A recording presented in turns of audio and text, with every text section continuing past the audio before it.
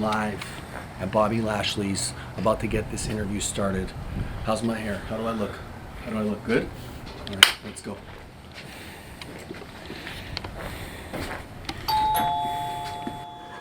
Bobby Lashley interview and Mark. All right, well, before we get started, did you want a drink or something to eat? Man, I'm always hungry. Got any of those bars?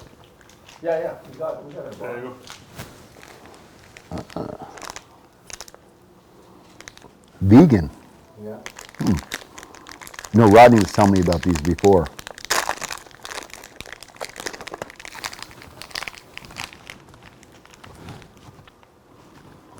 How was that? Damn, these things are good. Right? Yeah. Glazed cranberry lemon cake. Yeah. So let's get right to it. I mean, and I don't want you to hold back. In the whole time you were with Nutrabolics, was there something crazy, anything at all that went down, or something that you really remember? Once I started going with Nutrabolics and we started doing the different conventions, it became, I don't want to say family because everybody uses that term of family, but I thought it was a really cool group that I went with. And everybody being fitness related, you know, everybody was attractive. There was an attractive group. So we were going as a mob of attractive groups. And something that was really cool that we did that one time, I don't remember if you know about it, if you remember it, but it was that swim that we had. This swim over at, maybe it was at the Wynn. It was one of the places in Vegas. And it was a swim that we had later on. It was a night swim. And when we went there, we set it up, and I thought it was cool because on the billboard or on the big monitor, they had my picture on it. They were like, boom, and I was with this girl that I was seeing at the time, and we came in there, we had this whole booth in the whole area, and it was just a Nutrabolic group, and we were just all partying, having a great time. And I thought it was just a cool experience because it was our group. We just worked all day signing and handing out samples and everything at the convention, and then afterwards we just all came together. We got something to eat, and everybody was dressed to the nine. We went out there, everybody looked great. We jumped in the pool. We're all partying in the pool, and it was just an incredible time. Another thing that was cool also is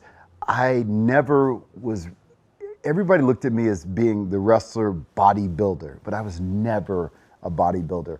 I was almost anti-bodybuilding. Like I always tell people, like, quit trying to dummy me down and put me into, I'm an athlete. And I always used to say that. But then when I got in there and I started working with some of the guys from Nutrabolics that were bodybuilders, and they really broke down the science of bodybuilding to me, and I was like, all right, this is completely different than what I've ever thought about before. So they opened my eyes up to the world of bodybuilding. And it was just a couple guys and some of the girls. And at that time I was like, all right, I actually like bodybuilding now. So now I have a greater appreciation for bodybuilding from just being around some of those guys and just seeing what they, like when they were talking about like the negative calorie intake and a lot of things that they went up to leading into a show. I was like, I never knew it was like this. I was just take a whole bunch of stuff and then get on stage and see who's better. You know, I was very ignorant to the world of bodybuilding. Even though I knew a lot of bodybuilders, I never really got into their world.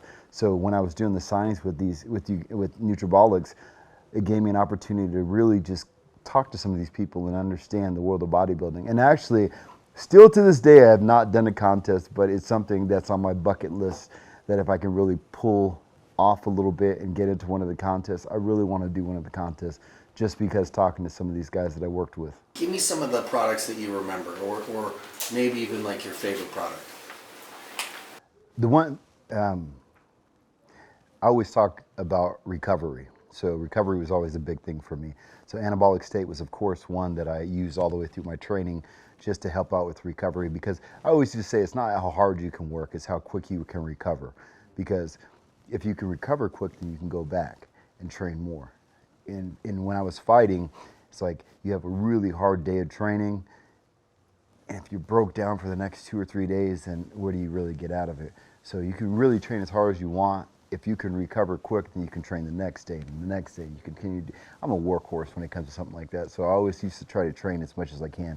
And of course, a good vitamin. And vitamin is always going to be important. So the Vitabolic was something that I made sure to always keep on hand so that I can be able to just kind of balance everything out. You know, through our diet, a lot of times we couldn't get all the necessary vitamins and minerals in our bodies. So Vitabolic was something that I was always kept close in hand so that I, you know, can maintain. And of course, that aids in recovery also.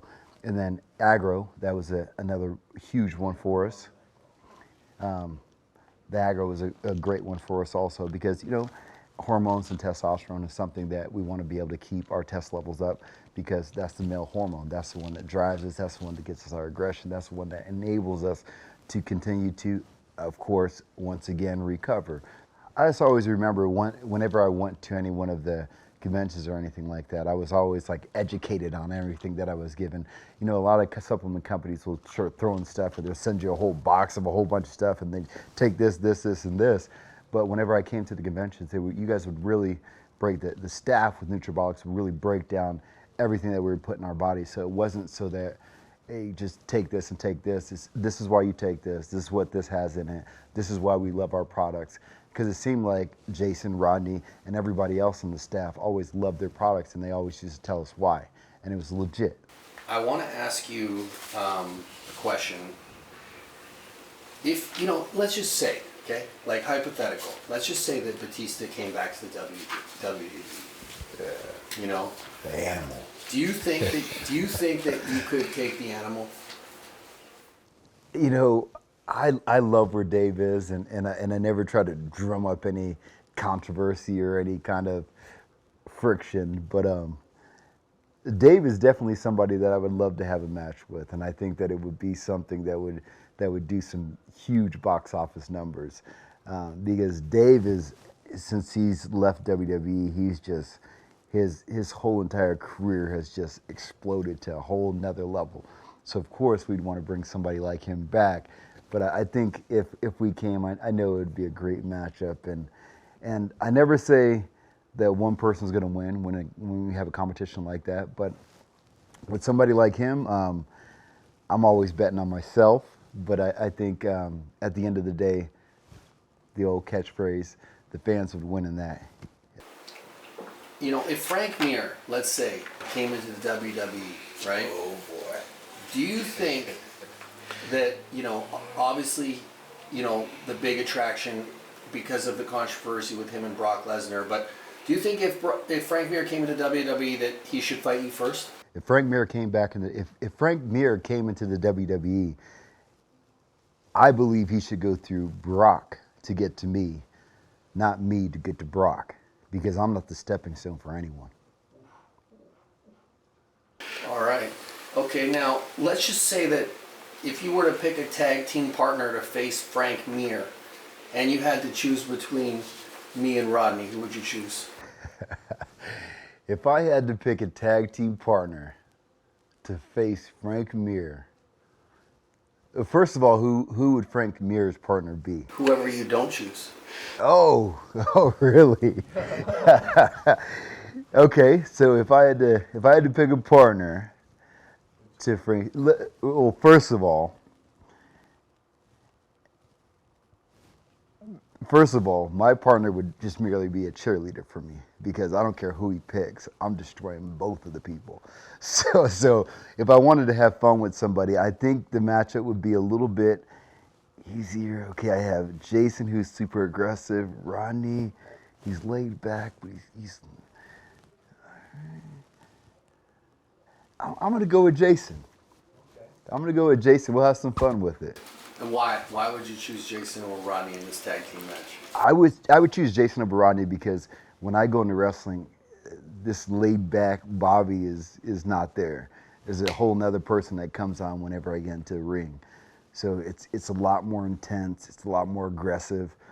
And I think that style fits a little bit more with Jason than Rodney. But I haven't seen Rodney in a fight. So maybe Rodney has that, but just natural personality, I think Jason has a little bit more aggression. So I think the synergy between me and Jason would work well together. And I think that'd be hard to beat. I came from a military background. So from a military background, my father's sitting inside. My father is a drill sergeant. So my dad was always like, we need to get on task. There's a time to have fun and just enjoy. And there's a time to, hey, we need to knuckle up. We need to get things done. And I think both of those styles need to get put together in order to be successful. Because if you always had somebody that was like, we need to stay on task, then you'd have some people fall off because they want, hey, you need to think about me, you need to care about me. So you need to have both in that sense in order to run a successful business, in my opinion. Like, I support people that have supported me. And through my time, you know, like I said before, I never really worked with a supplement company before that time. And when you guys approached me about working together, it was something that I was kind of interested in because, you know, when you go into MMA, everybody was like, all right, I'll take this patch and this patch and this patch and this patch. And it was kind of like NASCAR. And I was always kind of against that a little bit because I was like, you know, I don't want to be just false labeled. You know, I'm not going to represent this company and I'm not going to try their stuff. And remember, like I said before, early on, whenever I started working with you guys, it wasn't like, here, take this. It was like, hey, man, we got this new product out. You're so excited about it. And I was like, all right, well, but you guys told me why. It was like, because we have this inside it. And I was like, and I'm sitting at time like researching stuff because I personal trained for years. So I had a very solid basic knowledge of different supplements. But with some of the stuff that you guys were putting in the products, I had to research it to figure out why. So it was like you guys were taking that next step of finding out the best things that you guys can put into products, which was very important to me. I got kids. I don't want to just put anything in my body. I'm not one of those people that says, let me just take this because it's going to make me look good and I don't care how it makes me feel. How it makes me feel is very important, and my longevity is important for me also, so I don't want to take a whole bunch of junk. So that was one thing that I thought was really cool because you guys had so many different people that if I turned to one person, it was like, man, do you like this? And they were like, yes, and this is why. And that was really important for me. Education is very important for me with anything that I do or anything that I take. So that was like the biggest thing that I like about Nutrabolics, and that's why I stayed with Nutrabolics that long. And I mean, people saw me when I went to the gym. I had Nutrabolic supplements with me. It wasn't because I was getting them, because